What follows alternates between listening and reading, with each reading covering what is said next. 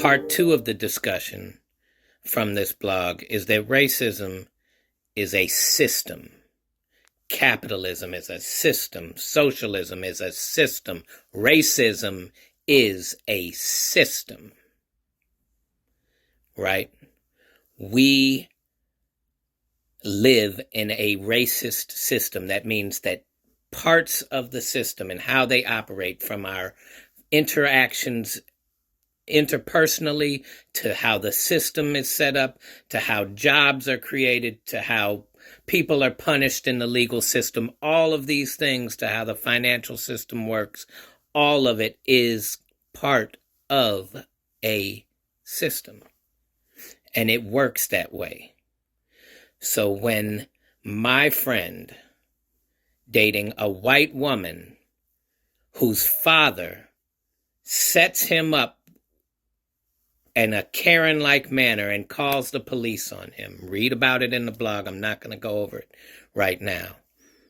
But when he is set up and accused falsely of causing harm to a man he was actually trying to help, and is now facing jail time and house arrest and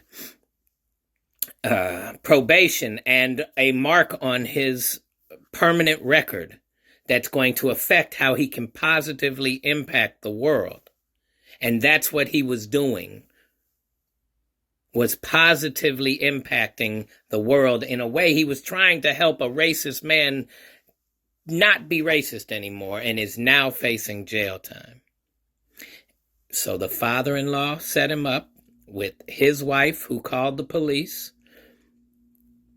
told them a lie about him having a gun.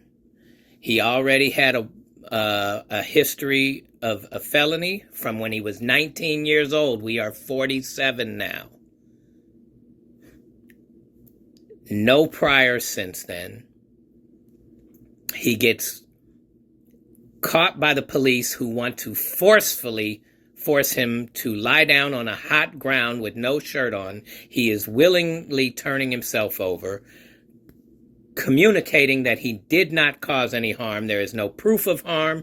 There is no gun found. He is accused of all of these things. And the system says, white man accuses black son-in-law of this harm. We don't need as much proof. All we need is the stories. We're going to keep going forward. To the point where he was forced to take a plea. Continuing, his brother-in-law, my friend's brother-in-law, overheard his father saying some more racist things to a white neighbor when he moved back to St. Louis. And the white neighbor told him, I don't want anything to do with your racist behavior. And if you see my granddaughter, who's of mixed race, I want you to leave her alone. Has since now said, no, I'm not going to help and get involved. I want nothing to do with it. Why? Because he's not being affected by it.